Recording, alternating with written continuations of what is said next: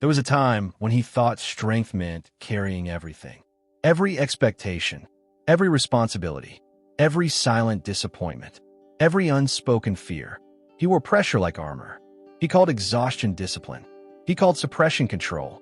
And from the outside, he looked solid. But inside, noise. Not weakness, not fragility. Noise. Unfinished conversations replaying at midnight. Old criticisms echoing louder than current victories. Comparisons. Regrets. What ifs. 1,000 mental tabs open at once.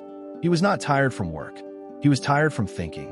One evening, after another long day of solving everyone else's problems, he sat alone in the dark. No music, no phone, no distractions. Just him. And for the first time, he noticed it.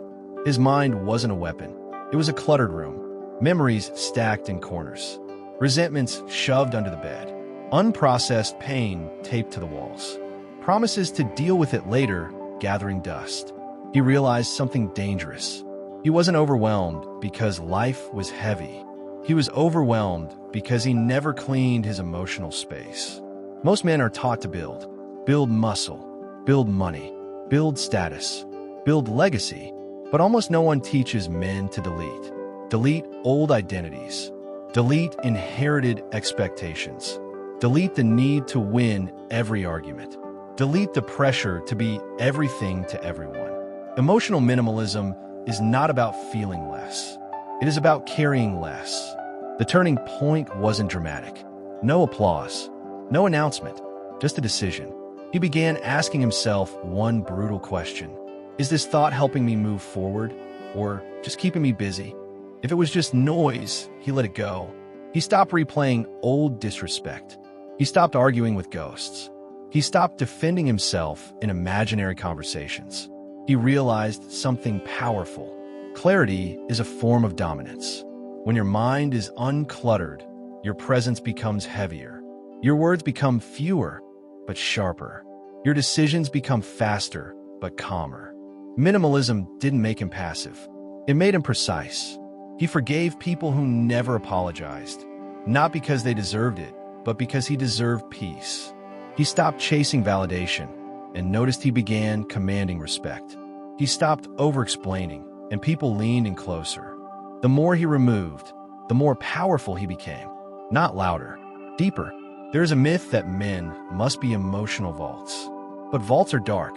Vaults are cold. Vaults are sealed shut. Emotional minimalism is different. It is not suppression. It is filtration. It is choosing which emotions deserve space and which ones must be evicted. It is recognizing that anger is sometimes useful, but resentment is heavy. Ambition is powerful, but comparison is poison. Responsibility builds character, but over-responsibility erodes identity. He started protecting his mental space the way warriors protect borders.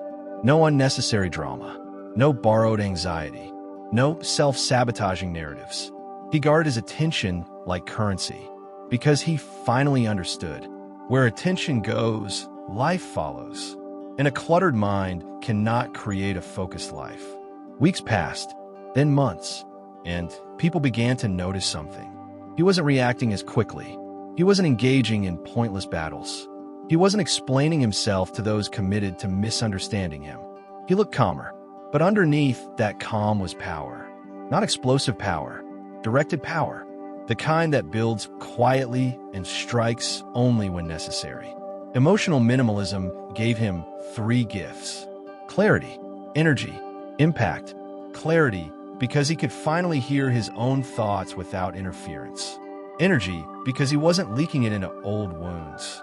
Impact, because when he spoke, it came from intention, not impulse. He didn't need to dominate rooms anymore. His silence did.